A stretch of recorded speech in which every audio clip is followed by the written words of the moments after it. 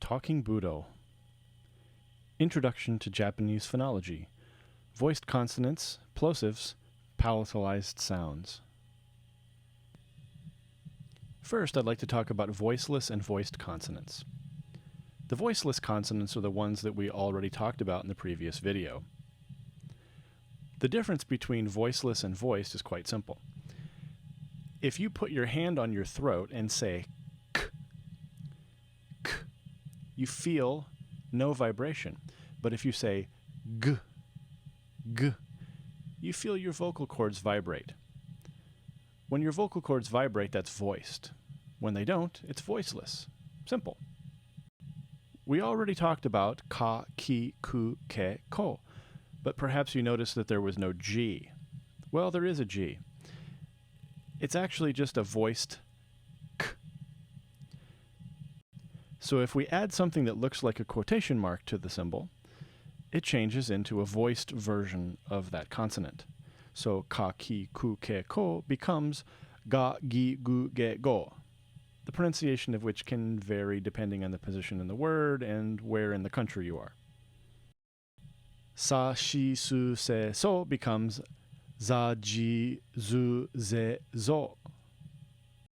Ta, chi, tsu, te, to becomes da, ji, zu, de, do. Ha, hi, hu, he, ho becomes ba, bi, bu, be, bo. So you remember the unvoiced consonants ha, hi, hu, he, ho. If we add a little circle to those characters, kind of looks like a degree symbol, it changes it into a plosive. What's a plosive? It's a P sound. So ha, hi, hu, he, ho becomes pa, pi, pu, pe, po. Palatalized vowels. These occur with consonants and vowels in the a, u, and o positions. Palatization is indicated by a small ya, yu, or yo immediately following the consonant. For example, kya, kyu, kyo. Sha, shu, sho. Cha, chu, cho. Nya, nyu, nyo. Hya, hyu, hyo. Mya, myu, myo. Rya, ryu, ryo. Now, when we mixed a palatalized vowel with a voiced consonant, we get other sounds like gya, gyu, gyo. Ja, ju, jo. Bya, byu, byo. When mixing palatalized vowels with plosives, we get pya, pyu, pyo. Sequential voicing. When sequential voicing occurs, the voicing of an initial consonant in a non-initial position can change depending on circumstances. It's easy, right? Okay, maybe not. Here are a few examples to help you wrap your brain around this.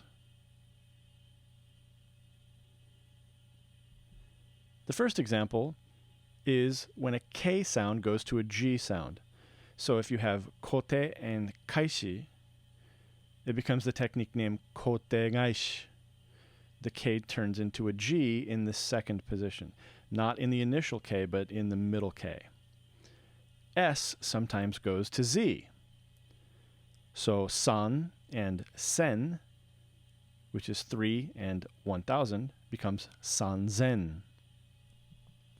T sometimes goes to D, as you can see in the word ran plus tori equals randori.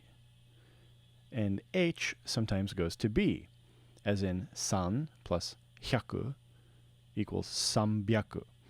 Note also that the n at the end of san changes to a little bit of an M sound to kind of blend in with the B. Sanbyaku is a little harder to say, so we say sambyaku. Thanks for watching. I hope this helps you with your pronunciation a little bit. Next up, kanji.